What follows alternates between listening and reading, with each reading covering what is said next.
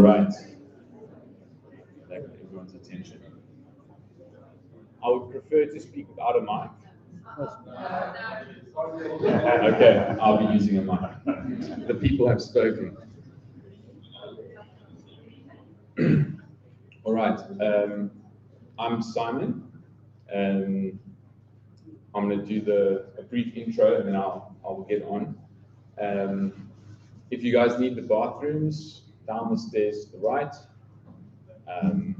Yeah, thanks for coming, especially to those who have to fight the wind and the stairs. All right, there's a quick outline of what we hope to get through tonight. You'll see that the safe space update is moved up to the top. Thanks, Scott. It was a good idea.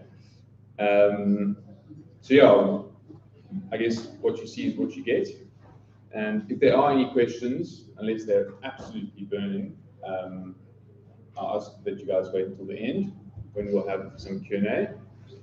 And yeah, take notes of maybe questions you'd want to ask us at a future such session. Yeah, thanks for coming. All right, so I did not expect such a turnout. When Jackie and I were talking about the cricket, we had to set the ticket limit.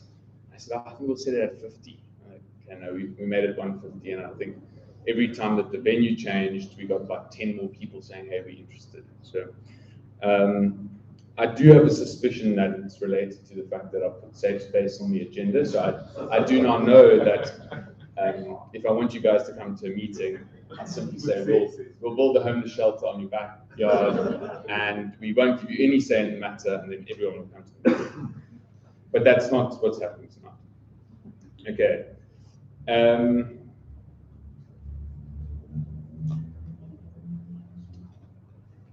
I've been in Muizenberg for about 3 years. That's what I look like when I'm not talking like this. I've been on the board since the AGM in December, and I wasn't planning to be chairperson, but where's Mike Remain? Mr. Mike bent my rubber arm and convinced me, and so I decided to put my hand and my head to the task and give it a shot. And it has been a challenge so far, and I'm sure you have encouraged me along the way.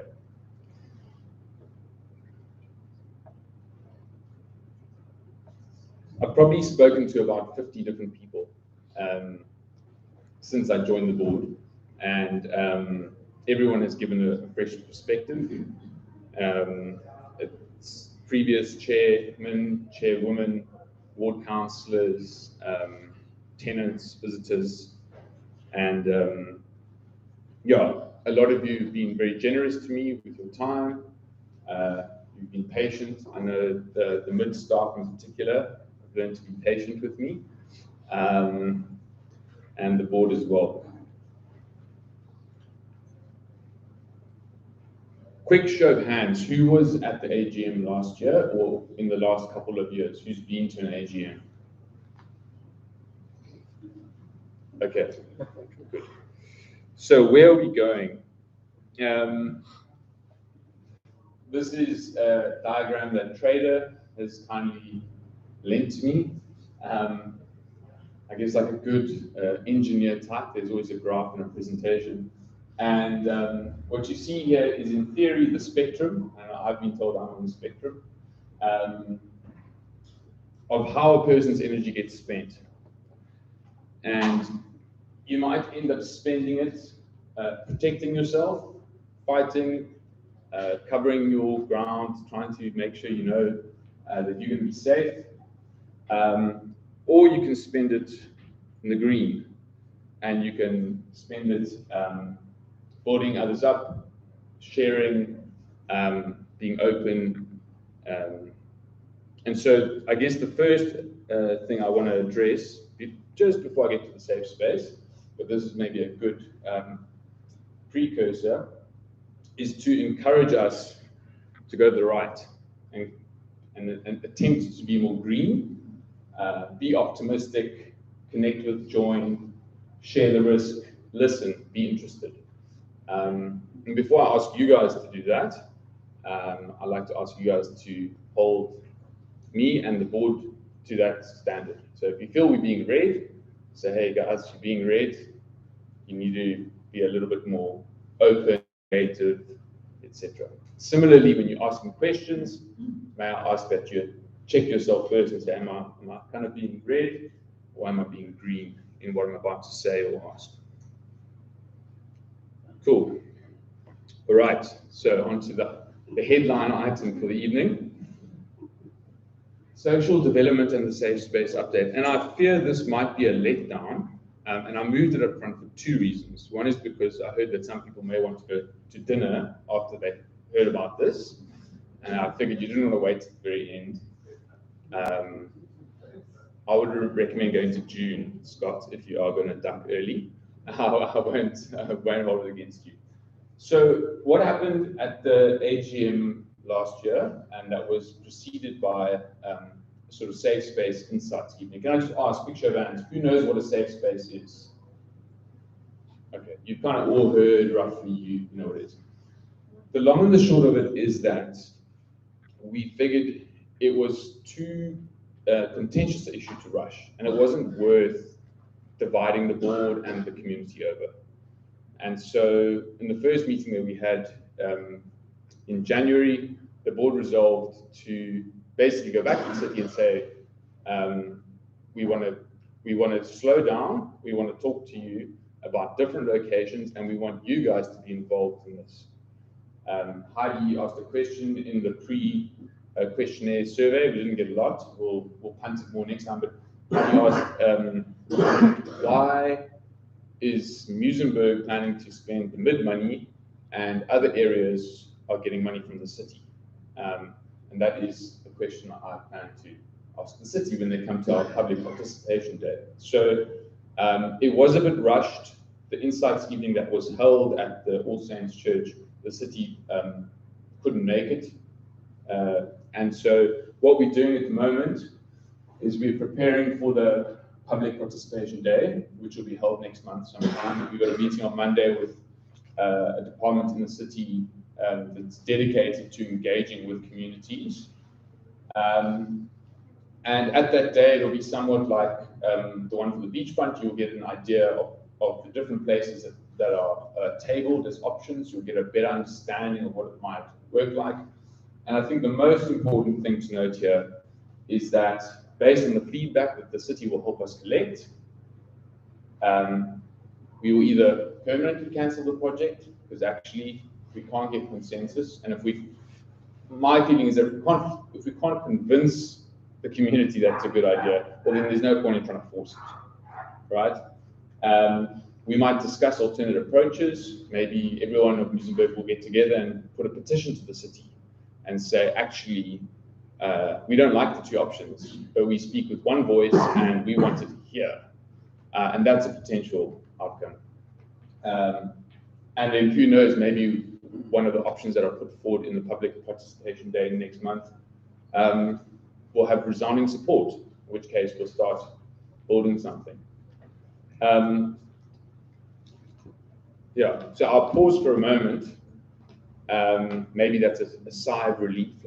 No one's rushing it. If there are any very specific questions or that doesn't seem clear, at least in terms of a timeline, I'll take questions. So can I just ask, are you circulate the presentation? The presentation I will put up on the website. Yes. Can you just tell us what safe space you're talking about?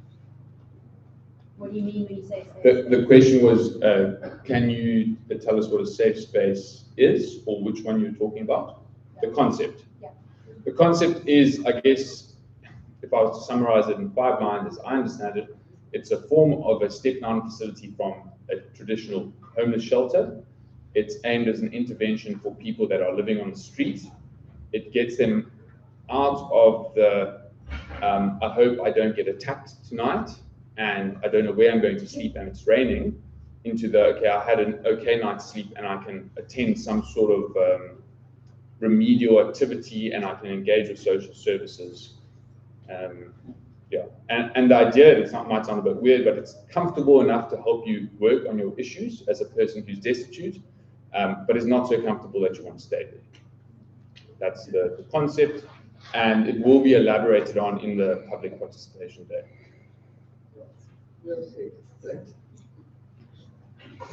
Okay.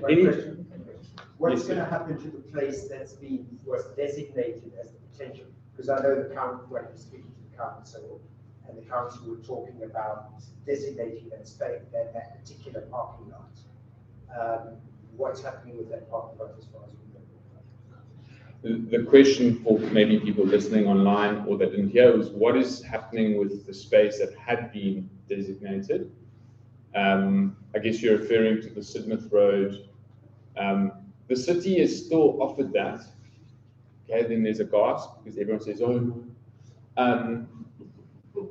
But yeah, I guess if we don't end up taking that option, then it hopefully will be used for something better. And I'll speak about that. There's an urban planning committee that I'm trying to convince people from the built environment to join. To actually say, guys, this is like our town. So like instead of parking rusty old electricity trucks, maybe we could do something later. Maybe parking. Does that kind of answer your question? Well, that's just to know what the plans. So no is the answer, but I hope that we would, if it doesn't end up being the place, which I won't speculate on now, we hope to swing it some other way. Okay, any more questions on the safe space?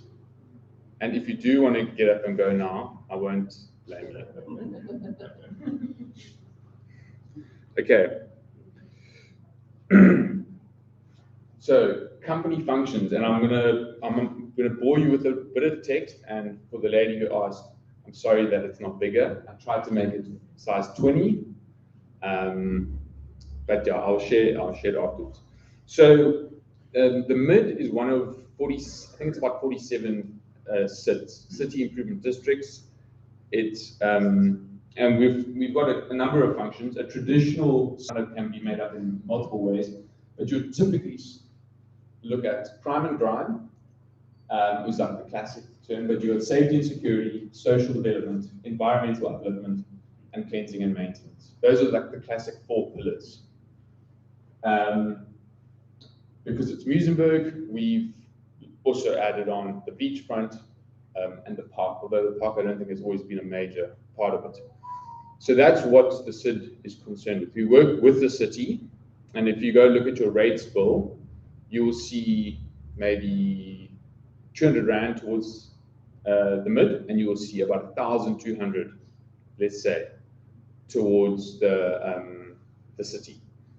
My bill is like 90 Rand and I don't know, 300 Rand because they didn't push my valuation up, thankfully.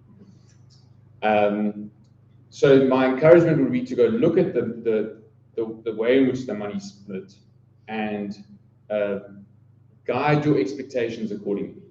Okay, so if you're giving the city 1,000 Rand a month and you're giving the mid 150 Rand a month, gauge your expectations of the organization accordingly, would be my argument, but I'll get to that shortly. Yes, Glenda. Some people here are not really in the village. Muizenberg does not mean Muizenberg. It means village. I've got a map which I'm going to put up shortly, just for you. Okay, so this sort of companies and governance, the triangle on the far right basically shows that anybody who's a resident may be interested, and I guess even visitors would be interested, but most importantly, homeowners or property owners would be the people that might become members, but not just all property owners, those within the mid bounds, which I'll show you shortly. And of those within the bounds, you can apply for membership and it costs you nothing, and it means you have to attend the AGM. And you don't have to attend the AGM, but if you don't come, then we have to postpone it. Because I think at the moment you've got about 500 members, which means we have to work hard to get 100 people there. And at the AGM, directors are voted in, and the directors sit on the board, and the board, which I'll show you shortly, is made up, is responsible for ordinary resolutions, which is basically day-to-day decisions, or not even day-to-day, things that aren't super impactful, but they are quite impactful. The AGM is where you would have a special resolution, which would, I think, require, I would stand corrected, but I think it's 70% of the people present to vote in favor for a special resolution. So, fun fact, you can close down the MID if you don't like us, right? And the way you do that is you get 10% of members together and you write to the board and you say, we demand a meeting. And then you come to the meeting and we vote and the members can close it down. And that's, I'm not trying to be a prophet of doom, I hope you don't do that. But the point is, it's somewhat opposite in sort of environment. You don't have to have the MID. The directors are unpaid, and I'll talk shortly about if you're interested in being a director. I guess you have to be a sucker for punishment, basically. Okay, how many CIDs are there in Cape Town? 47. How old are they? We are the 4th oldest CID. We've been around for 22 years. All right, CID annual income. The city of Cape Town, and I'll show you this on the next slide. The city of Cape Town, or the Central Cape Town Centre City Improvement District, CCID, almost 100 million rand a year income, right? That's 33 times more than us. We have 3 million. Greenpoint, maybe a comparative sort of beachside area, has got 4 times more income. So that's just to put it in context. I don't know if there are questions on that. It's a model which I understand works. It seems like the city is pro the idea of giving local areas a bit of agency. And I guess it is dependent on a number of factors like community involvement. Yeah, so that just, I guess, sets a bit of context. So I'm going to speak now about the team. Michael and Jackie were not happy that I put their photos up, but I think it's worth seeing them. So Michael has recently been promoted to the position of mid-manager, and he's the guy that you call if you're in trouble, and he's also the guy you run from if you cause trouble. He knows almost everyone, and he pick up the phone and quickly connect them. And he's been with us about 5 years. Jacqueline has recently come on as a full-time or almost full-time employee, and she basically keeps everything orderly and keeps Michael focused. Because like me, he's got a bit of a attention problem at times. And then Chantal, Tevin, Michaela, and Andrew form the cleaning team. They're also employed. And if you see them on the street, say, how's it? We've also recently sort of introduced a process where they will, if they notice anything wrong, like a broken drain cover or whatever, they'll send it back to HQ. And Jackie quickly logs a C3 with the city, which I'll speak about shortly. Okay. That's a first snapshot of where the mid is, that map. And basically, there's a couple different quarters that they've broken it into, and they clean different sets of roads on different days. And the city of Cape Town is responsible for some arterial roads like Main Road and Albertine and Atlantic. Please say hi. They've also got radios, so if they see someone looking dodgy or they spot something weird, they can radio back to the control room, and there's a sense of sort of connectedness. Okay, the mid bounds. This one's for you, Glenda. So the current bounds in yellow, and you guys can tell that I love PowerPoint. The current bounds are in yellow, and this has been largely the case for the last 20 years. The triangle at the top here, let's see if I can get my mouse there. No, it's not working. Here we are. This little triangle is called the Wherry Road Triangle. That was added a couple of years back. And we can increase the bounds if the membership is in agreement, and if the area we are looking to join with is also in agreement. So some of the thinking, and this is just put it in the sort of back of your head. If you know someone in this area, talk to them, or come with alternate suggestions. Some of the thinking has been, as Michael's pointed out, the catwalk, I think you call it the catwalk, down to St. James is not currently in our bounds. It's tough to secure, and it's actually quite a pristine part of the area, but it's in this sort of awkward no man's land between the mid and the Cork Bay St. James SRA. So we could potentially go down, include like kind of towards Cassalavia, etc. And that would, in addition to adding some income, we would also have to spend more money because now we have to clean and secure more area. But a business case could be developed around that. We could go up, and we could go across, and we could go down to the beachfront. What would be the point?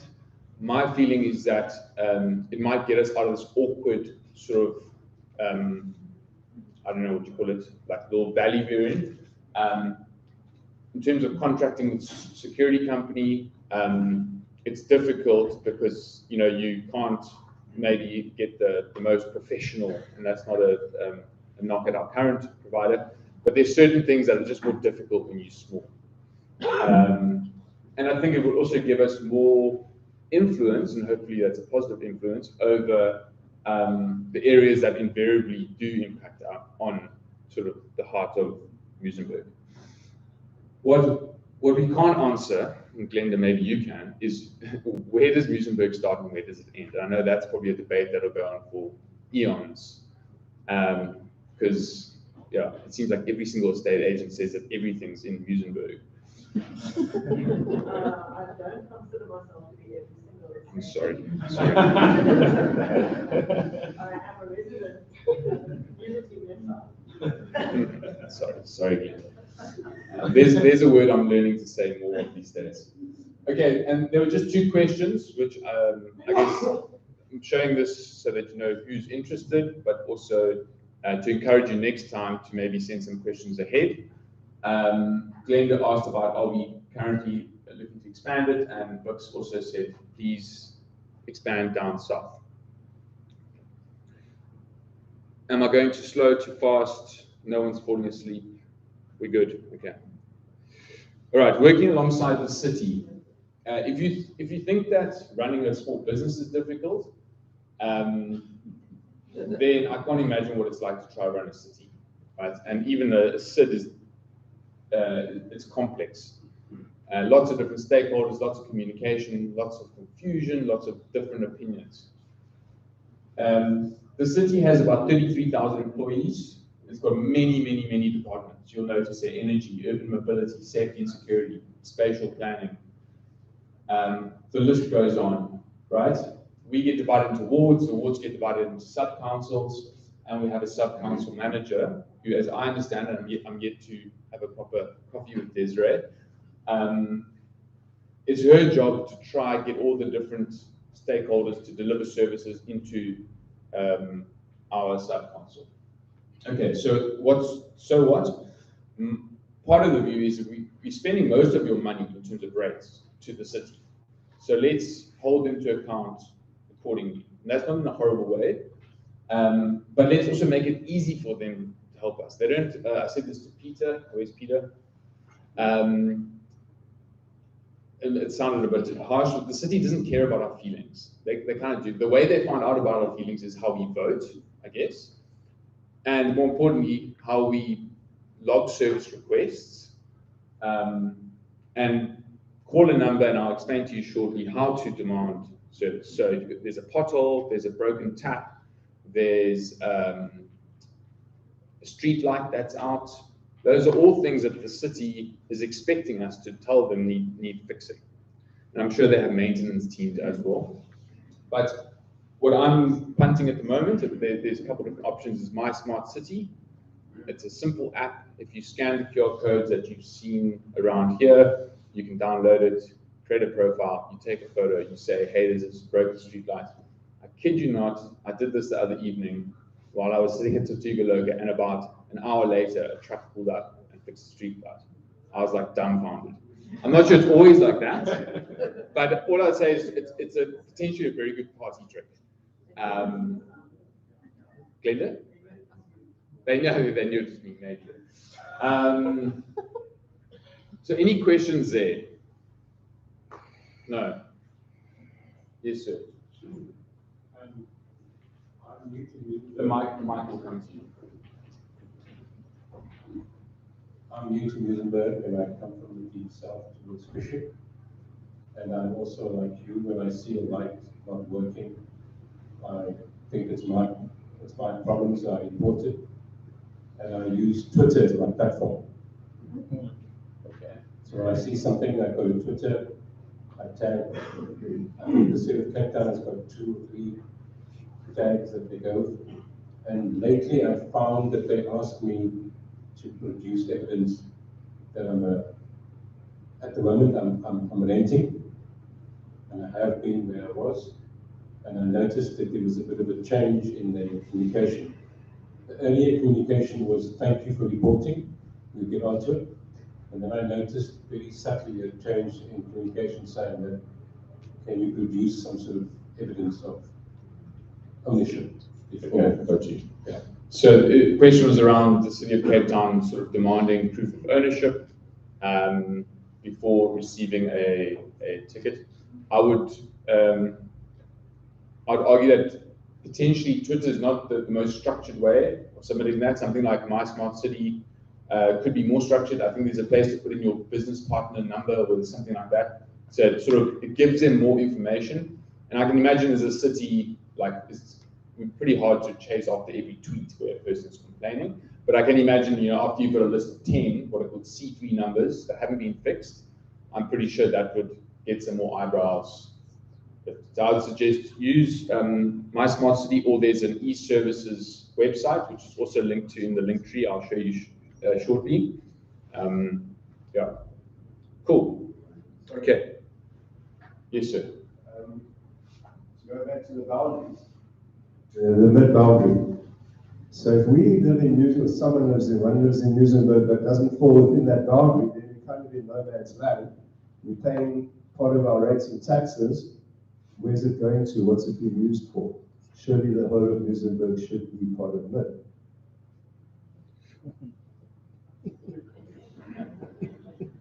Yes, I guess. I mean, put it this way. At the last AGM, it didn't feel like everyone wanted to be a part of it. So it's not. I don't think it's a foregone conclusion that everyone wants to be included, and that's why it naturally needs to go to a vote of the current constituency of the members, as well as the area that you stay in, and you kind of try to do it in blocks because it is quite an administrative process. But yes, it may seem obvious, but it is also, it's contingent on a well-functioning board and a well-functioning organization. Because otherwise you're going to end up paying and then you're getting frustrated because you're getting less, maybe. Hopefully not. For example, so Yes, the Greg. areas that aren't included in If you guys can just turn your phones on silent. Are they charged for a red fee? Yeah, so what we do is actually the green are the people that pay and the yellow is the area that benefits. So you guys pay for us. No, I'm teasing. No, we are sort of, we'll only service the areas that are covered. So you aren't paying at the moment. I mean, I guess indirectly through Hang 10 you're somehow paying because the owner there would pay. Oh, you would be paying, yeah. Okay, here's the current board of directors. There are faces. It was quite hard to get mugshots out of some of them. I put Mike on the left because he looks like a mafioso. And so, you know, if you mess with us, then Uncle Mike will come after you. We've got a couple vacancies. The safety and security portfolio, maintenance and cleansing, and marketing, social media, comms, etc. Now, we could have 2 directors covering public safety, which I think we will hopefully convince people to join. What does it take to contribute? You've got to love the bird, probably first and foremost. You're going to be somewhat organized. I don't think you need to be awfully organized. Maybe know how to deal with the odd contract. So if you're in a job where you negotiate sales deals, maybe, or familiar with some sort of service delivery. Maybe you've been a trustee before. Passionate about a specific portfolio. So if you're really keen to, I don't know, get the park going, well then maybe join Claire. A little bit of conflict. I think probably I realized I've got a higher threshold for conflict than most, and so I'm learning to dial that down a bit.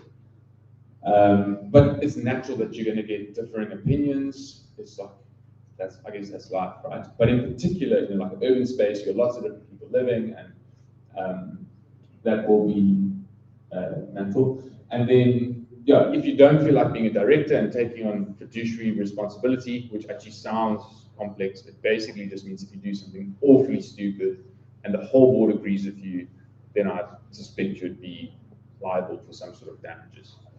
But if that scares you or you just want to check it out, then join one of the committees. So if you say, hey, I'm really keen to contribute in terms of public safety, but I don't know if I can contribute time, then maybe that's an option.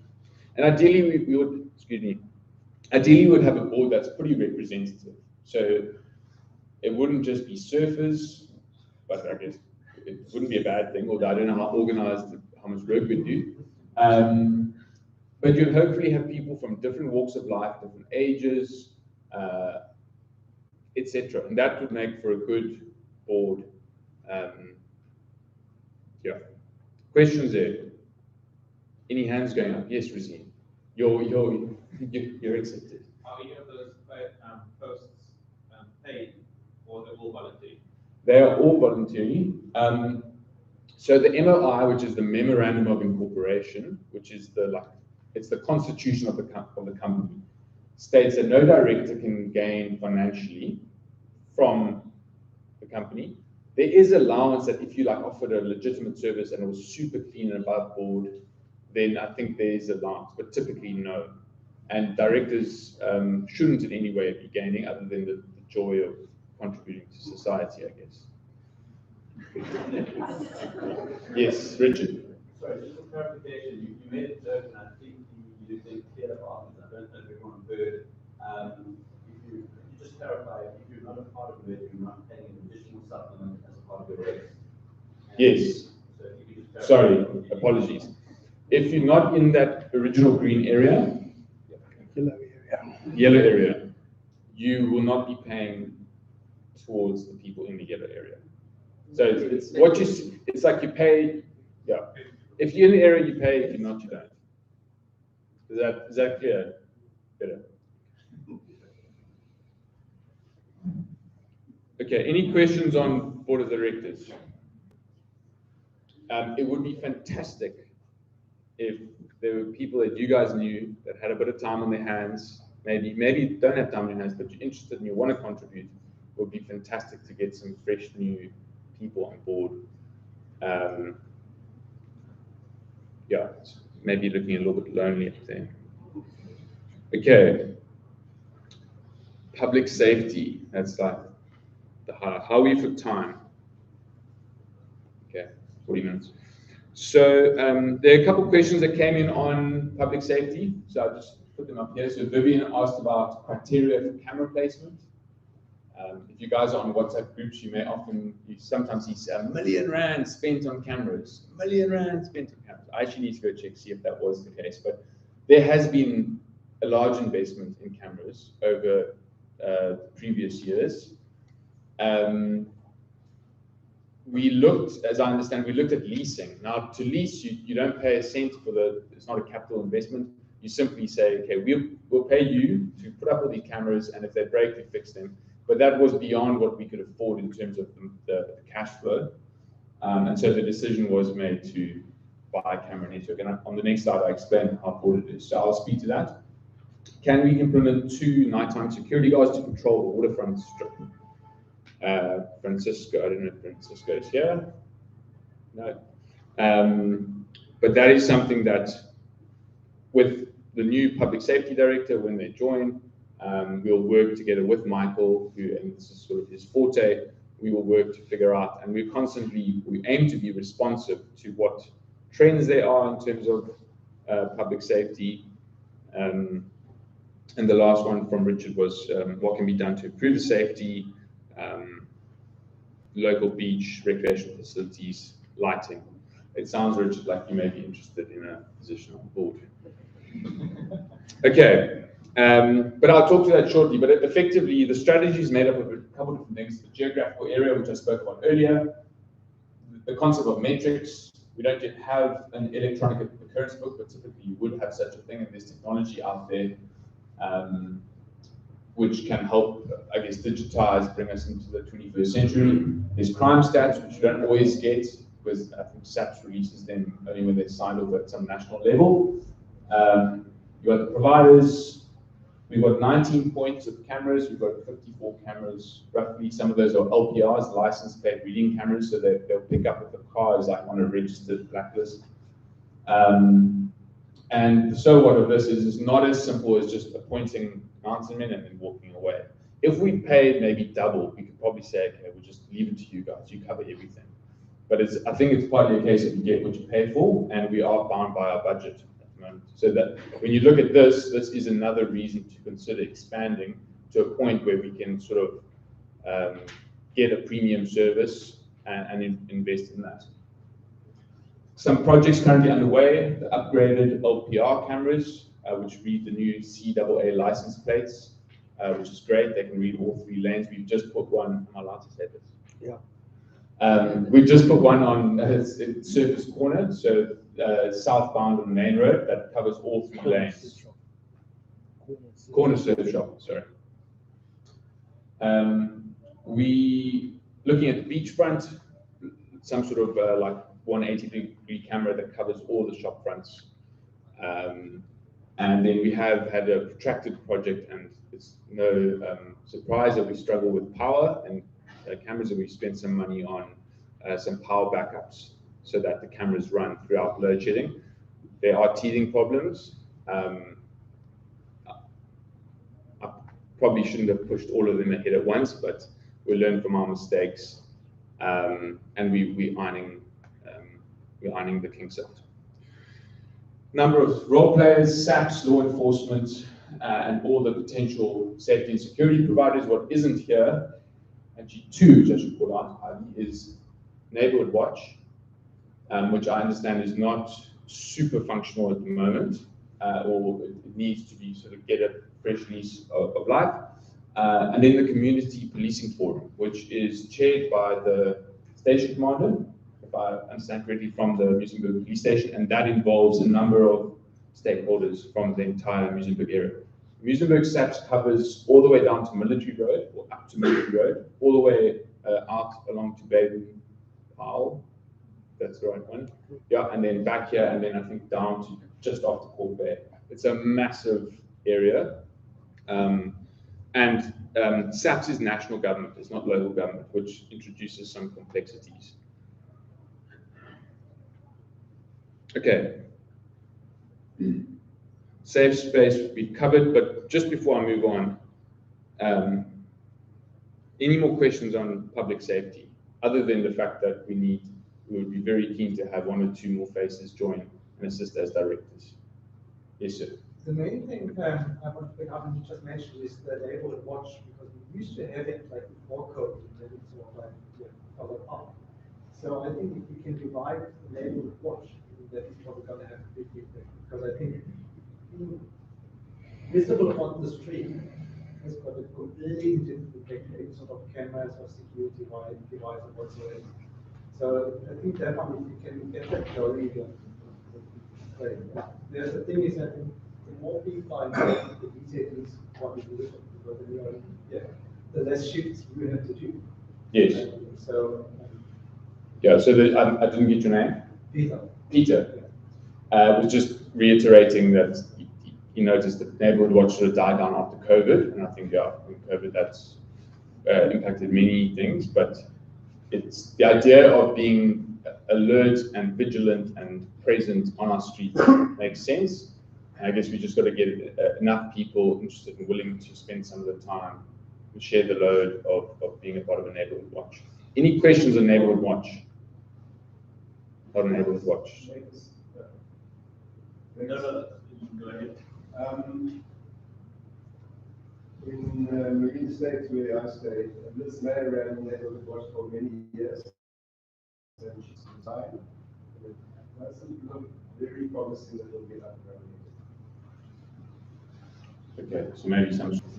It is not just speak this guy. From the CPA point of view, we're quite aware that Lakeside, Marine Estate and the Muizenberg Park Watch are not functional at present. There's a small group in Mary Road who started something. Marine Estate, they have a WhatsApp group which they respond to, but there's no formal structures, and it is one of the projects that the CPA will be trying to address. What it needs is the young people to join, because most of the neighborhood watch members are all over 67. We really need the young people to come on board, and it doesn't have to be going out on patrols. I mean, sitting at June and watching, or sitting at the alarm or whatever, and just watching and being aware. So it does need a lot of people to come on board. Did you guys get all of that? Yeah. Last question, then I'm going to move on to the next. I just wanted to check on the previous slide when you say Schedule 1 offences. Yes. What does that include? So, confession moment. Up until like 2 years ago, I didn't even know the difference between SAPs and law enforcement. And if you don't know, that's also okay. And I won't ask you to put your hands up. And related to that is Schedule 1 offence. So Schedule 1 offence, and please stop me if I'm going to butcher it, is basically like killing, stealing, rape, that sort of category. Sedition, treason. It's the things that like, and as I understand it, anybody, a public citizen, has the probably the right and the obligation to actually intervene if you see something like that happening. I didn't know that apparently a policeman can instruct you if you're over the age of 16 to assist in arresting someone if they're busy stopping. Does that help? Basically, very severe things. So yeah. Housebreaking as well, all those things. Yes, sir. I just want to know this security cameras and security. How does it operate? Is that prevented as a preventive measure, or after an incident maybe has been reported so that they can maybe do? Excellent. Your name? Hadib. Okay. Question around security cameras, how they work. So there's two. Yes, in theory they are monitored, and they serve to inform the controller who sits in the control room. That's nice. Yes, with radios to the guys that are on bicycles or in the car saying, hey, we've noticed what looks like a bit strange activity here, go check it out. So that's the proactive part.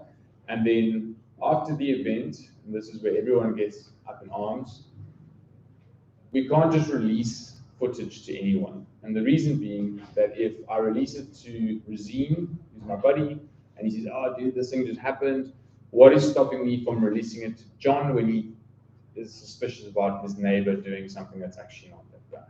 So when this footage gets released, if there's a SAPS case number, and we will inform the controllers immediately so that they can put aside the footage, and then as soon as the SAPS detective that's investigating them that case, gets hold of them, they can assist it. What somebody told me, I think it was Captain Knapp, mentioned, he's like, just because you got a guy's face on camera or a girl's face on camera doesn't mean they're gonna get prosecuted. There's still a whole prosecution process there. But yes, in theory, they're used to inform the sort of preventative and then also on the prosecution side. Okay, this is my part that I'm excited about. Got 40 minutes, so I'm going to try to speed up. We've got two things to get through, which is Surface Circle, which is exciting, and the park. So I'm going to do the park first, then we'll do Surface Circle, and then we'll do some Q&A, and then who knows, Carl might be back on, and we can go have a drink somewhere. Okay, the park today. I don't know who's been to the park recently. Okay, that's pretty good. So there's a couple of different parts of the park. Again, apologies for the small font. You've got the old bowling green. The bowling green is closed down, or the bowling club is closed down, unfortunately. So what's there now is a city department called Coastal Management. They have what's called a reservation. So the way land in the city works is that the city owns a whole bunch of property, and they can effectively give it to one of their departments to use, and that department is then the custodian of that land. Now, along with the bowling green building came the two greens, and if you've looked recently, they're not cut, but I'm going to speak about that shortly. Then you've got the broader park, which is the square part, and then you've got what we call the upper reaches, where there's a sort of homeless encampment, and there's sort of various strange dealings. And I guess there's an irony to it, because if you look at the bottom here, what used to be Muizenberg High School is the police station. And I guess that is just life in South Africa at times. But quick point on the police station. If you guys walk up past the police station, or you go look, it's not looking super great. Now, I guess you could complain about government and blah, blah, blah. But an idea, and maybe you guys can think about it, if somebody could start to put together some money and maybe help get the police station cleaned up a bit. They are also understaffed, and that part of the reason for them being understaffed is that if you underreport crime, and this is part of the reason it's important to get a case number if something bad happens, is based on the case numbers and the number of crimes reported, they will allocate staff accordingly. Now, it's a very slow-moving thing, but that's part of the reason why if your bike gets stolen, you don't just get bleak and message on WhatsApp and say, oh, my bike got stolen, there's a million rand of cameras, what's going on? The most valuable thing you can actually do is log a case number. I know it's slow and it's painful, but I believe that, yeah, that's the rational thing to do. Okay, so the bowling greens, this is groundbreaking.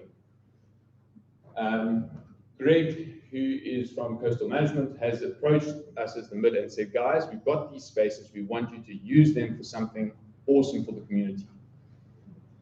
Now, that doesn't normally happen. Normally, we go chase off the city, like the Surface Circle apparently took like 10 years or something just to get approvals. They come to us and say, we want you to do something lekker with the space. And so all kudos to the team, right? What's going to happen, and again, apologies, I'm going to talk to the process, and this I will circulate afterwards. It's an EOI process. This is probably a better way of putting it. Basically, we open to ideas. So an expression of interest, we are welcoming anyone who wants to start a five-a-side club or put up a paddle court or do a Saturday market. To go onto the website, there's a form. You can capture what you're proposing, and then you're going to form a committee. The committee will be made up of about 3 directors from the MID, the FOMP chairperson. I'm going to speak about FOMP shortly, and then about 3 departments in the city, so property management, coastal management, and recreation and parks. And together we will look at those proposals. Who knows, maybe there'll only be 1, hopefully there'll be 10. And we will filter them out on 3 criteria. Desirability, so does it make sense in the Muizenberg area for the local people? Financial viability, is it going to generate income? And yes, a percentage of it, yet to be decided, or we'll negotiate that, will go back to the park through the mid. So the idea is that the city is giving it to us for free, and I guess the way we get the payback is to put money back into the park. And then feasibility, we'd like to have people with a track record. I think you guys all agree you don't want to, like, a half-built something and then, you know, they ran out of money, because then you end up with like a Peppermint Palace story. Okay, questions on that? Yes, ma'am. Sorry, I just go back to the slide that shows the geographical area. Yeah, so I was just wondering about the naval flats. Okay. Are they part of this project? No, they're not. So, is there any discussion about how those buildings can actually be used to benefit the community and obviously wider issues around yeah. Okay, that's the question was about the naval flats, which are just north of Camp Road. And are they being considered used? The answer is no. That's sort of outside of the remit, and it's one of these classic things where it's like it's right there, but I think the Navy sits under national, and so yeah, it's a crazy thing. And these are the kinds of things that slow, I guess, frustrating things that if we constantly chip away at, I'm confident that we can potentially start to get some attention. But you know, it needs a diligent approach. I'll speak to bad buildings shortly. There was one other question. Sorry. I just wanted to ask, I see there's someone that's actually leasing the old clubhouse. How would that, when you want to put a proposal forward, would the clubhouse be part of the scope to use a section of the building for an office or a, you know, I understand what I'm saying, whatever we do there. Yeah, I'll speak to that. The question was around the fact that the Cape Coastal Department, along with Shark Spotters, who they sublet to, are currently in the building. I guess it's like a civic utilization. And if you wanted to do something on one of the greens, could you use that? As a part of that expression of interest form, we put in questions around the services you would require. So if you feel like, hey, I'm going to need a kitchen and I'm going to need this, then we will, with the current occupants, try to figure out what's possible. So yeah, be clear about what you would want to put on there. And I think, just to reiterate, I don't know if I'm allowed to say this, but we don't want a Starbucks. It must be something that's like local. It's in keeping with what people from Muizenberg want. Yeah. 2 questions here. Is the council open to reinstating public toilets? Because nothing's going to happen there without public toilets. That's a good point. They've been treated as absolute anathema, dens of sexual iniquity and slave that does not do anything other than have a public toilet. And you can't have all the stuff that people might want to put there, or the gardens and everything with children, if you don't have public toilets. Everyone get that? Yes, agreed, Tessa.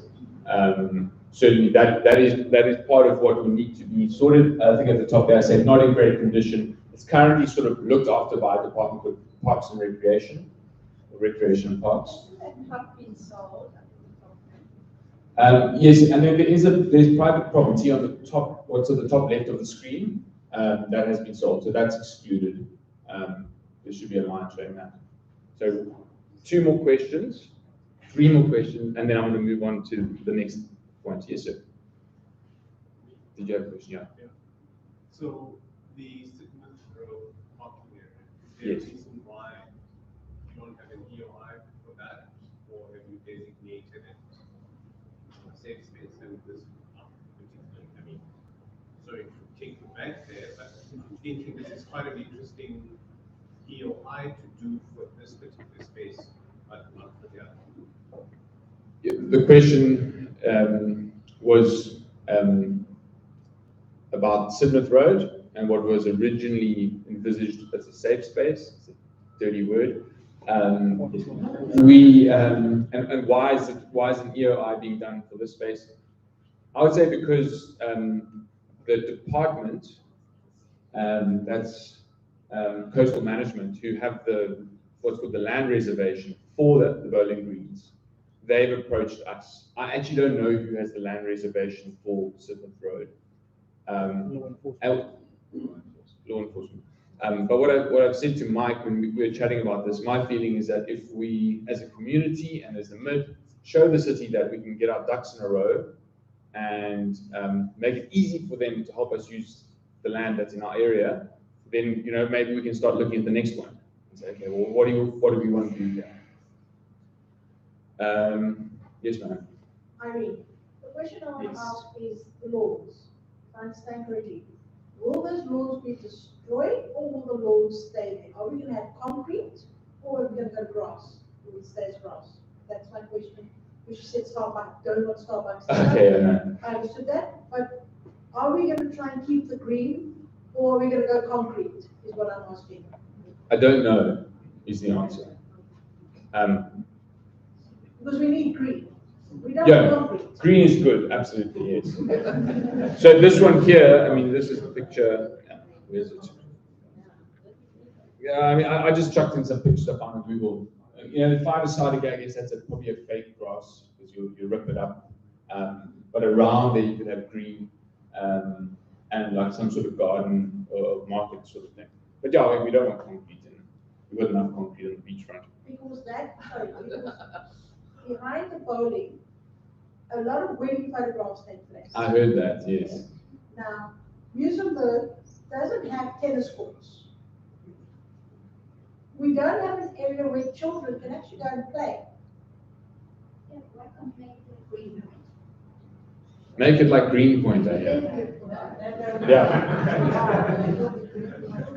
Where do the children go? So those are.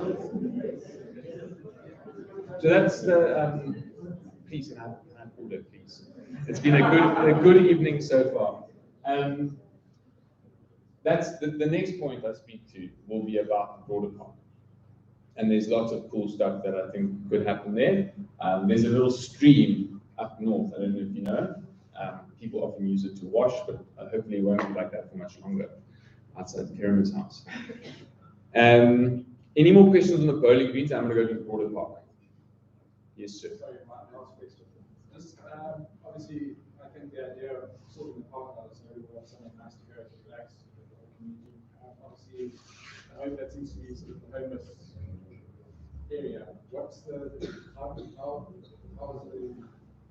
the relevant authority approach that issue? Is it a bit of a, I don't know, like none of us would want to be homeless. Is there not going to be conflict with anyone who goes there? It's going to be a bit of a tricky one. I don't know how the ideas are around that. I think it's a bit of a push and a pull. So part of the thinking behind the bowling greens, let me just get a better picture. Part of the thinking there is that bringing a bit of activity to the park sort of, it reduces the opportunity. There's more people there. It also speaks back to the matter of like our catchment area. How much money do we have to potentially secure it? You can't see it here, gosh, and I'm going to go through a lot of slides quickly here. So if you look on there's this little dog leg over here. That's the upper reaches. We only sort of found out recently that's also part of the mid. So it's a bit strange, like why would you have this part that's also considered the mid? But we're just busy clarifying with the city to hopefully confirm that that is also sort of a sort of confirmed part of the park, which means we can, from Boys Drive, put up signs saying welcome to Muizenberg Park. We can put in some nice like running paths through the Fynbos, and we can also patrol it. But again, an additional area to patrol means probably need to spend a bit more on guarding. So I don't have an exact answer. We are aware of that as a concern, and the idea is also that income generation from the greens, hopefully feedback to maybe some guarding of the park. Okay, then quick, just get through here. Quick question, trivia: how many people, up to how many people have been in the park before at one time? Just shout numbers. 1,000, yeah. 1,000, okay. Apparently the answer is 3,000. I I don't know, Nikki's not here to confirm it. You were there, Glenda, 3,000, okay. So once upon a time, and it's actually not very long ago, there was a bunch of people who lived around the park. They created a little organization called Friends of the Park, and they are concerned with making the park awesome, keeping it awesome. Unfortunately, COVID hit, and everyone sort of went to ground. But we've been chatting with them, and when I first thought about the park and we chatted with the board, somebody said, "Oh, speak to the people at FOMP." And like, basically in Muizenberg, everyone's tried to do something once, and I guess people have plans for everything. So chatted with Nikki and found out that actually they've been doing awesome work. They'd arranged, I think it was Jeremy Loop's concert and a bunch of other stuff there. They've done a Fanbos fair, really great stuff in the park. So the punt for Friends of the Park is to connect with them on Facebook and Instagram, potentially join. So if you don't have the stomach for public safety, but you like greening, then maybe get hold of them and say, "Hey, I'm keen to assist," and find out what you guys are doing, arrange some events. Maybe you like organizing events. You could join the FOMP team. There's a picnic in the park on the 27th. It's not an event, okay? So if you happen to rock up a picnic, cool, but it's not a proper organized event. And fun fact, if you sit at Tortuga Loco, you notice that tree, that is the same tree that's in the logo, just bent over by the wind. So, questions on FOMP. Basically, what we hope to do with FOMP is get some more life in there, with picnic, get people there. Mid will be involved in the greens in particular, activating that, and then we will continue to work with FOMP to improve the rest of the park. Yes, Karen. Simon, there is in fact some very good news. There are some people who are prepared to put in some money to bring life into the park again. And that will definitely happen. And that is what we need. We haven't had people who wanted to put their hands in their pockets until now. So I'm delighted to say that is definitely going to happen. It's a certainty. Excellent. I'll repeat that for everyone else. Karen is just saying that she lives on the north side of the park, that there are a number of people in the area that would be willing to contribute. And as the mid, by the way, we can accept donations. It's not a tax deductible one, unfortunately. But if you decided that, hey, you really wanted to put something here, we could talk and figure out. So I think it would make sense for a number of properties around the park, maybe even businesses, to say, hey, we want to help get this thing launched. To fence the park or not to fence the park, that we will leave for another evening. Okay, then we get to the discussion topic for the evening. Questions on the park before we go to this, and I think we might have, give me a second, we've got 21 minutes. Yes, Darren. Just a quick one, on that EOI, on the website, on there. No, I'll talk to that shortly. If you find one of those QR codes that are scanned around, there's a link tree. And because the website's a bit flaky, we've just moved a couple of the key links there while we get the website sorted. It's linktree/Muizenberg, I think. Yes, Tracy. Will preference be given to things that are on those screens daily? Like, should it be daily activities, or if it's weekends only, or once a month? The question is, will preference be given to things that are done there daily, as opposed to weekly, monthly? Yeah, I guess you want to get the best utilization out of it. I think the one question that came through is, can we do open air yoga on the greens outside? That sounds great, if you're into that. But yeah, I mean, maybe that wouldn't be a daily thing. Maybe one of the greens is kept for a random space that's sometimes a market, sometimes this, sometimes that, and then the other ones maybe something more permanent. The burning trees included in this? Yes. Was that sufficient? Okay, so the surfer circle and skatebowl, this is another apology due. Can we keep it to the end, man? Yes, we will have to stay. Okay. Okay, we're going to move on. Rosa, do you want to come up? So I've convinced my friend Razine, who's actually the man to blame for even bringing me to Muizenberg, to speak on this matter so that we are somewhat impartial. And yeah, I'll leave it to you. Hi everyone. Yeah, Simon said all the good stuff already, so I'll try and get straight to it. I'm actually not necessarily the best person to be speaking about the Surfer Circle. I'm not necessarily for it or against it. I'm just here to deliver the speech on behalf of someone. So I was told never to start off a talk or a speech like under a negative light, but in this case, I actually am, unfortunately, because Stuart is extremely passionate about the proposal of the Skatebowl and can field the questions and speak more dynamically to it. He came up with some of these beautiful renders, and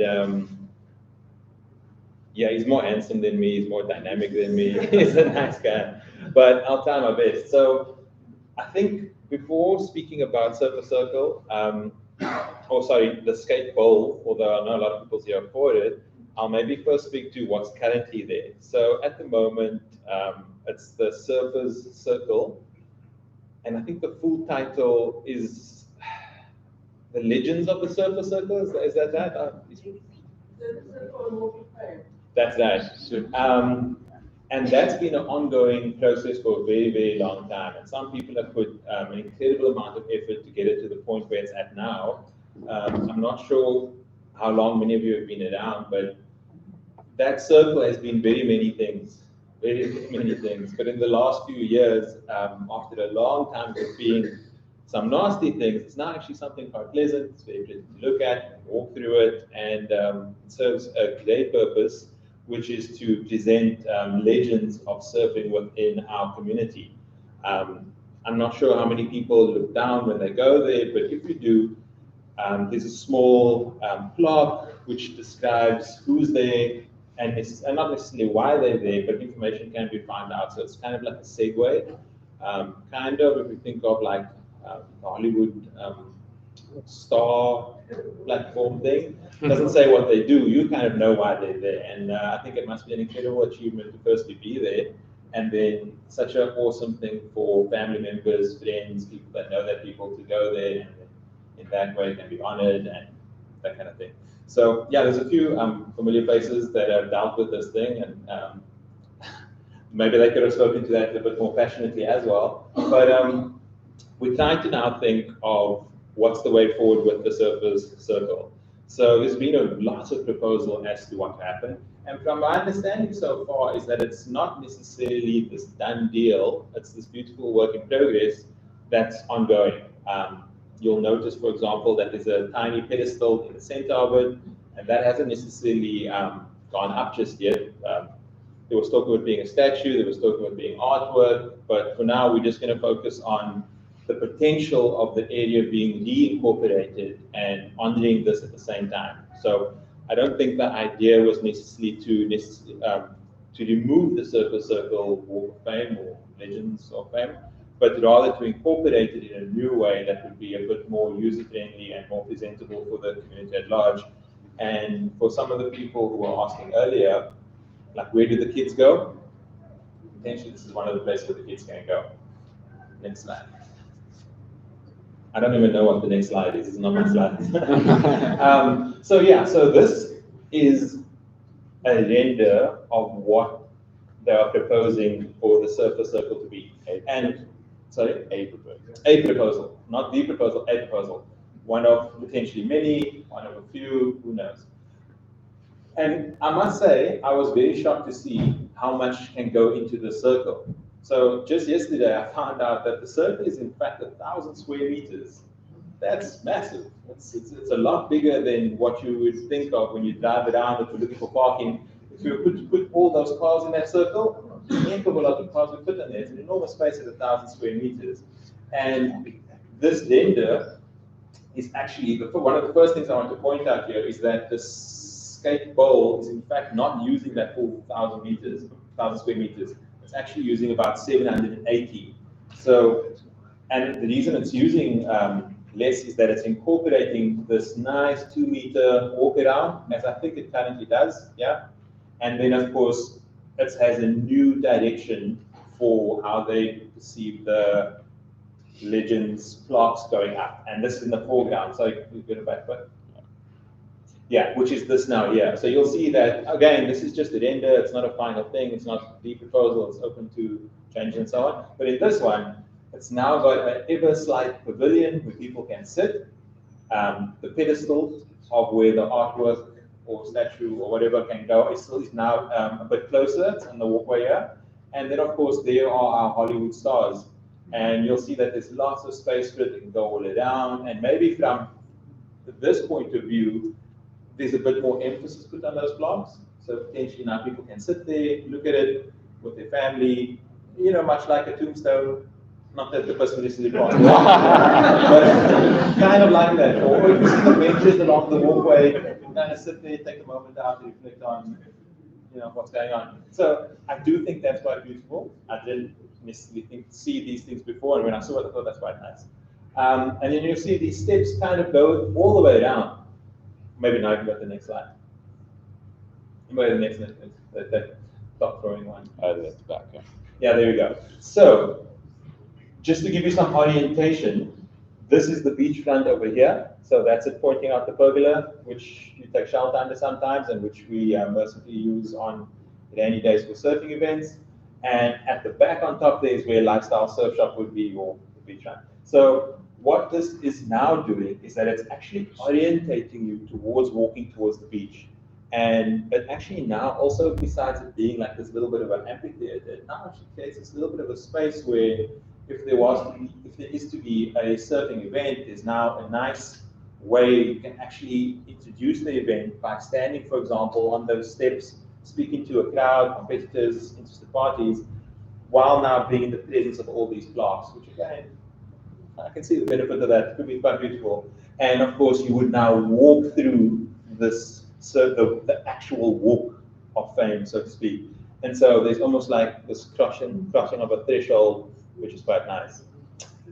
So I think that's the reintroduction from the way I understand it, of how the Surfers Circle can now be reincorporated. And now we'll move ever so slightly, or we'll go into the Skatebowl. So staying at this view, just now, not much of the immediate or the outside area changes. Everything stays the same, the parking bays stay the same, up until, of course, the upgrades, which I know is for another day, come into play. But for now, it's pretty much going to look the same on these drawings. So I'll point out the one that says Beginner's Bowl here. So actually, maybe we should go to the other one here. No. This one. No, go back. Back. The other end. I don't have another one. There was, man. Yeah, that one. Yeah. Right now. I lost it. Anyways, there was another drawing. So there's going to be 3 bowls. And the 3 bowls are going to be for the 3 levels of potential skaters. So on the bottom left there, you'll see it's a beginner's bowl. On the right, it's an immediate. And on the top side, this is more towards Lifestyle Surf Shop now, is the expert bowl. And what was told to me, which is important to point out, is that how these bowls connect is via a soft edge, creating a little bit of a pump jack, if you're familiar with skating at all. So you can kind of get in between them quite easily, and you can have a continuous ride into the various bowls if you're really good, and that kind of thing. And then the idea is that you kind of progress from the one to the other, and vice versa, and you're interacting and you're playing. And so immediately some of the concerns are, hey, what if a skateboard shoots up into the air, hits people, hits cars, potentially dangerous? I think the skating happens anyway. It happens just about everywhere where there's a piece of pavement, everywhere where there's tarmac, there are skaters. And I don't know if there's any statistics on the numbers of people getting hurt on that, I don't know. But it could be high, could be low, could be none at all. Sorry? Shoot, you must not spend a lot of time on the beachfront. There's a lot of skaters. Oh wait, there's a lot of skaters there. A lot of guys doing it. No, none there, sorry. I'm talking about this everywhere else. My concern is the roller coaster to relax the skateboard. Yeah. So what I will say for now, that number one, I'm not the person to be asking these questions to. I'm the deliverer of the message at this point, and again, I'm very neutral. And in fact, I have some of the same questions that you guys did, and I tried my best to ask some of them, and then I'll try my best to field them at the end along with Simon. But just to give you an idea of the design, the layout, all that kind of good stuff. So some people were saying, I'll even say, I said it, more concrete, more gray, more, big stuff. So in terms of how this would look side on, it's actually very low, and the render is actually specifically expediting it, making it look a bit bigger than it actually is. So it's actually meant to be a bit more lower level and actually sunken into the ground. That was what I was looking for just now. Is that in this one you can see it's actually not very high. But may appear so from this angle, but in fact, when you look at the actual drawings, it's quite low. And then of course, there's going to be lots of greenery added. And then in terms of how skateboards will impact the parking, safety, all that kind of stuff, all the edges that are faced towards the outer ring actually got what they advise me is called a hard edge. So the design is very specific and it's very clever, and what it does is it shoots skateboards up and not so. It's clever, apparently. I'm not sure how much people know skateboarding very well, but it shoots it kind of back and up as opposed to out and away. Another thing is you'll see that there are these fences behind the greenery. So this greenery doesn't do a good job of saying what that greenery could look like, but it's meant to be quite dynamic, quite colorful, quite approachable, and the concrete or the grayness is specific for the render to show you where it would be, but that could be an art installation by one of our very many artists around the area, and it more than likely will be many shades of many colors depicting various beautiful scenes around Muizenberg.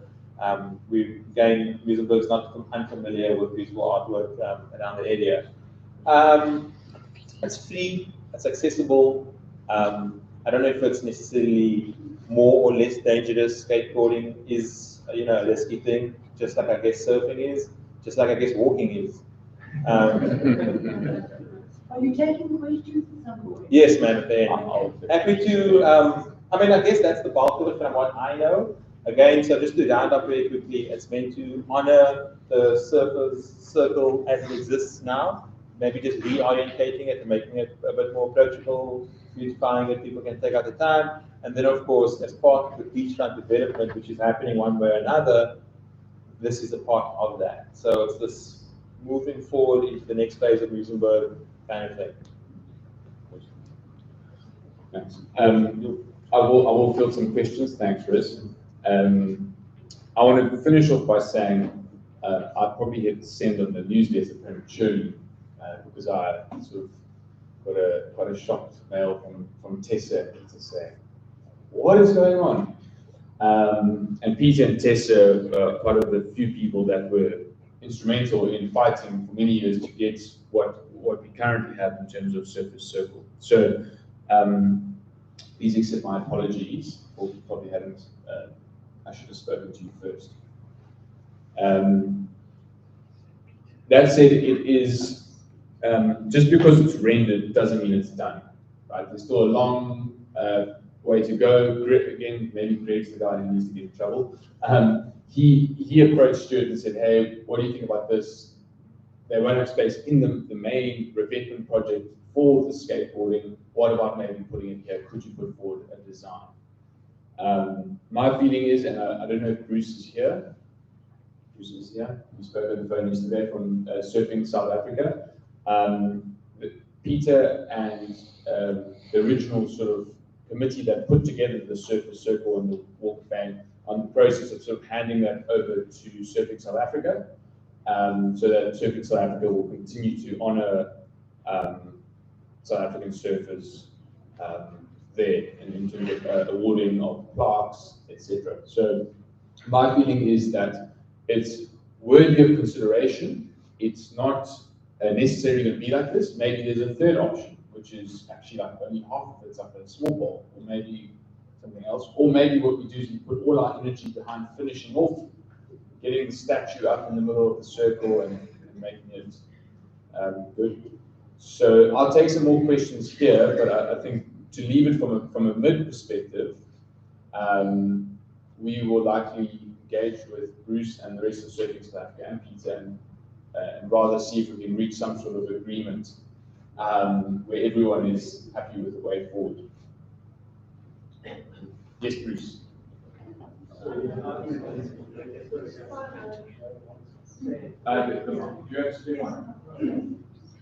Look up and shout. That is Bruce, so I'm going to let him speak, seeing that I used his name, and then I'll go to the man, the lady at the back. Yeah, sorry, just very briefly, I'm part of Surfing South Africa. I've been involved in surfing from a ministry point of view for over 20 years. I've been reasonably involved in the surfer circle since the beginning. Surfing South Africa has participated in the process of establishing who are the eligible people who have been honoured and will continue to do so in the future. And yeah, we haven't had the benefit of having seen the rendering or commenting on it. And whilst it might appear that there's not a lot been going on in the Surfer Circle, we have obviously had more difficulty raising funds during the period of COVID and various other things. But we have already honoured about 60 people there. You can see from the design that it's surfing oriented. It was purposely designed to be relatively low impact, so it doesn't impact on the views. The walkway goes down the middle, so there's access from where the railway crossing is down to the beach. So it was a well thought out project, and there was originally a 10-year sort of usage right in place, which has recently expired. And we're in the process of trying to formalize the what you would call the governance relationship of the circle, so it moves away from simply being a project of a small number of people into something that has got a management structure, a governance structure in place in perpetuity. I suppose part of my concern is that there are a lot of people who've been already recognized there who will have grave reservations to see their parks being dug up. And those include a lot of the people who came from the previously disadvantaged communities when surfing was brought together into one body. And as I say, it's something we haven't really, I literally heard about it a day and a half ago in terms of this proposal and seeing the rendering. So it's something one would certainly have to think about. I think it would be from our side a great deal of reluctance to see something taken away when we've invested a lot of money into it. And to see, after we've struggled for as long as we have trying to fund the thing, to see something just come along and be put in place that somebody else funds, it seems like a little bit of a slap in the face, but not to be too negative. But yeah, you know, from a skating point of view, not that I'm a skater, I'm a bit old for that, but the history of Muizenberg and what Muizenberg is as a result of surfing. It's not as a result of skateboarding.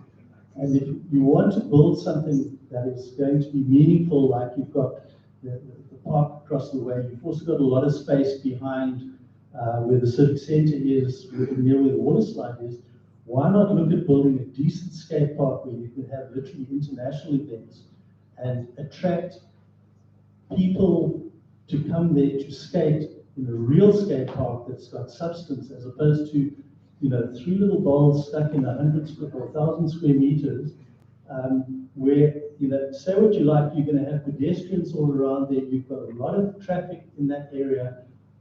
The functionality that you'll attract a minimum number of people to come skate, in my opinion. And I really think if one looks at it holistically, there are perhaps better places not far away in the Muizenberg area that you could possibly build a meaningful skate park if you were prepared to do it. Obviously, we don't have the right of say, but we've put a hell of a lot of effort over the years, and the involvement of Surfing South Africa to take over the permanent management in consultation with the original founders, predominantly Peter and Paul Buerta, was to ensure that that legacy continues. So it's just, yeah, I think it needs a lot of thought. I think it needs a lot of reflection. And I think it needs a lot of consideration as to what is really the best long-term solution for Muizenberg. Yeah, I won't carry on. Thanks. Thank you.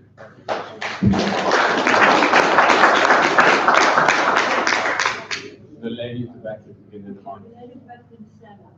And I'm really pleased that I'm speaking after Bruce, because I think it's absolutely fantastic to do something for skateboarders and to do something for the kids.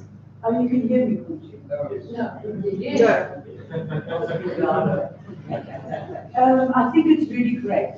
But, and I would like to build on what Bruce said, very opportunistic. Would you mind introducing yourself briefly? Yes, my name is Daisy, and I've been living in Muizenberg for 19 years. And I'm delighted to have an opportunity to say what I'm going to say. I'm building on what Bruce is saying very opportunistically, because I think the perfect site for what he's describing, an international event, a proper place where kids can skate, and grown-ups, I believe, is actually just behind here. There's an undeveloped site just in front of the station, which, in terms of that proposal, is going to be parking, and it's completely unacceptable to have parking in one of the most beautiful sites on the beachfront. And I think that would be a stunning place to have a skate parks, to have informal traders, to have a market, to have more humanity enjoying themselves. It's a site that has an incredible view of False Bay. It's an appalling idea to put cars there. There's tons of space further along in that dead zone around the estuary, in that completely unused green space, that lawn. So I would very strongly second the surfers and the skateboarders, and for the site to be moved for the kinds of events Bruce is describing, which is now being designed as a parking lot, which in my view is kind of obscene. Thank you. Thanks, Dizzy. Thanks, Dizzy. Anyone else question? Yes, ma'am. And then this lady over here. I'm Judy. I haven't been living in Muizenberg that long. I love it. And one of the things I like most about it is its diversity. But right here in this room and in the mid are homeowners. And I think many of the homeowners own homes here because they, sorry, yeah, I just want to check, is it regarding the Skatebowl? Pardon? Is it regarding the surface? Yes. Yeah, I'm getting to my point, if you allow me, sir. What I was going to say is that's part of what makes Muizenberg wonderful. What also makes part of Muizenberg wonderful is that people come from the rest of Cape Town, from all over the country, to make use of the beach facilities and serve the grass by the sides, where people come and picnic, and it's a spot that is really used by the whole of the community. And I think it would be tragic to do anything that would reduce the amount of space that people who don't live in Muizenberg, but who want to be able to benefit from its beauty and from the sea and the breeze, to be able to picnic, relax, sleep, be outside, etc. So I must say I would have serious reservations about any possibility of that piece of land that is currently being used massively over weekends and so on, being reduced. But more importantly, I think the question that I have is, who really does decide about public space? And that's coming directly to your point. Who does decide? And I think for me, because of the way in which this space is used by the broader community, I would like to suggest that some attention is given to allowing people who come into this space over weekends and holidays to also have a say, because this potentially impacts on the way in which they use the space as well. And that's my question, what I was going to ask about the park. Also, I think if we look at Muizenberg, we have a very good market, which historically was pushed right on the other side of Muizenberg, the black side, whilst the white side was up here. And I think if there's going to be any talk about having a market, which is right up here, I would really like to see that there's discussion and engagement with the people who run the market down there. Yes. And any talk about the market here. I think the opportunities for greatly the historical apartheid areas, which we need to be sensitive to. Yes. Thanks. Judy, if I can attempt to summarize what you're saying is considering people that visit Muizenberg as a part of the stakeholders when making these decisions, and also taking into account the history of apartheid in our country when coming up with plans for the future. Is that? I think people heard me. Okay, I wanted to make sure I understood. Guys, we're in time. I see that people are starting to head, so I want to check if there are any more burning questions. Otherwise, I might draw the meeting to a close. I'm going to do 3 more. Peter? Question is, who's paying for the Skatebowl? TBC. It seems like there might be a little bit of budget which could be brought out of the coastal management space. Potentially, you would need to raise some money. So to be confirmed.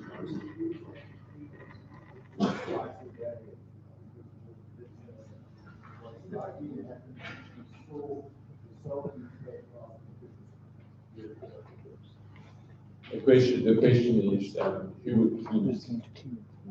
Probably Michaela, Michael, Tevin, and the team. But I think, this is a classic, in the meeting, people getting tired. We could go to and fro. I'm very thankful, Bruce, that you came. We chatted yesterday, and I think my feeling is that we should sit down with Surfing South Africa, there's a problem surfing, and come to some sort of agreement. The other thing to note is that just because you're surfers, and you might shoot me for this, doesn't mean you get to choose what statue you put up in the center of town. So I think we also need to be cognizant of the fact that putting a statue in a public place is quite a statement. And I think you have been sensitive to that, but I think whatever route we go forward, we need to include a degree of considering not just the surfing community, but also public. And yeah, we'll try and make it, I guess, not too committee-like. Visually unappealing. Okay. No, it just takes away from the beautiful landscape. That's but without a down, Okay. Can I make this the last question and then I'll wrap up? Also got your questions to comment on these years. I think anybody's ever lived in proximity to a skate park, the expel level is very high, and it's amplified at night. So if there is going to be a skate park, you need to limit the time that people can skate. That's very important. And I guess in a situation like that, can it be closed? Because somebody's going to opportunistically come and skate there at night. You'll be able to hear that skate in the middle of the village from there at night. Oh, that's a very good question. The point was around sound. And the impact in terms of noise pollution. I don't think we need more noise pollution issues in Sidmouth Road. We'll solve parking problems first. Guys, I'm sensitive to people's. I make a proposal because I think things we have seen tonight and the extra interlink, because as far as I'm aware, we're going to have a new building on the beachfront anyway, because of great impact and so on. And what I haven't seen also from the proposal from City is there isn't a proper idea of what's going to happen with the complete space. Like there are people on the board, what's going to be recreational, where should there be parking, because I also think there's way too much parking in terms of space for people. You've got the park, you've got the surface circle or skating and so on. I think what we as men should develop is a concept of a complete area, not specific things, because they are all they are like the plane station. It should be incorporated. You can't get to the beach from the station. It's not a nice walk, you know, and stuff like that. So that's something that we as men should actually do, and maybe get several of these meetings together where it's about the development of the complete Beachfront Park, all as one idea, where it fits together and not like this piece or that piece, and then we get like distracted from this. On that, sorry to cut you off, I'm just, I want to be sensitive to time. We are putting together an urban planning committee, another committee. The point is to help the mid-board know what we want to ask of the city. So we try to get a couple of town planners and people, and if you're interested, to actually go to the city with a question saying, let's develop a 10-year vision, what it could be, some new developments, some this and that, and actually take it holistically and then chip away at it. Okay, Tracy, then Mr. Mike Romain, and then I'll close. I really just want to end it by saying thank you, because I've lived in Muizenberg for 15 years, and it's the first time I don't know if I have been open to realizing this before, to sit in a meeting like this with the community that isn't an AGM. So whether it's negative or positive, people have different feelings. I appreciate that you've been so open about it and that you've presented everything to us. So thank you to you and your committee for all the work that you put in. I said. I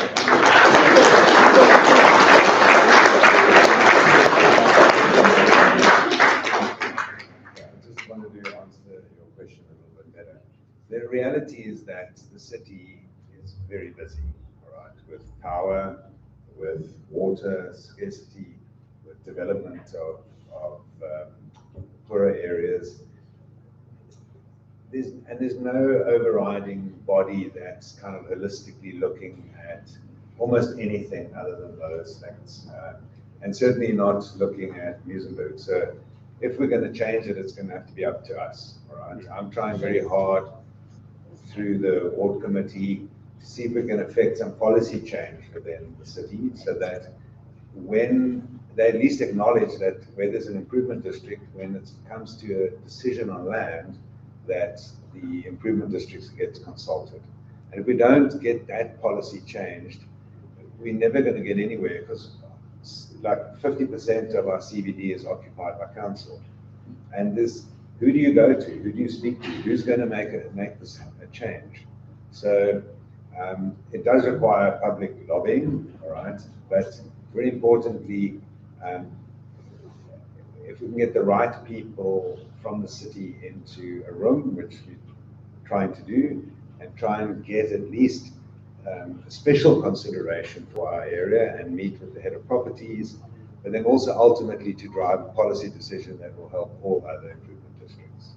So it's very difficult. It's like, sorry, one last thing, it's a no-brainer that you say, oh, you know, that place is perfect for skates, Olympic skates, you know, in the sunken gardens, for example. Most people would agree to that. But how are you going to make it happen? It took 8 or 9 years just to sign a contract for the surface circle, you know. So we have to, it has to be driven more at a policy level, I think, and wishing it and even planning it doesn't help. We've actually got to get it into the face of the city to get done. Sorry for the basic answer.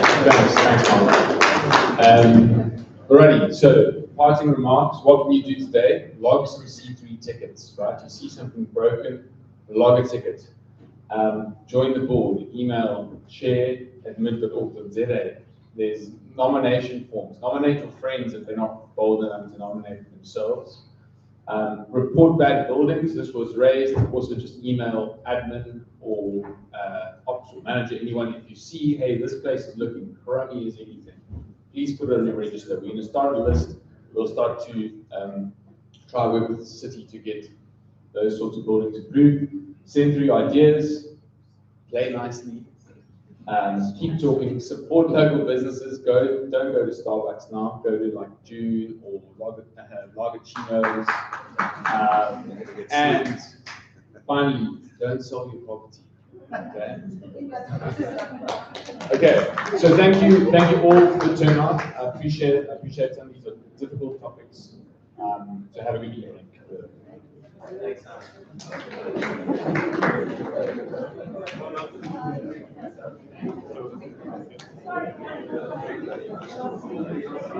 My brother.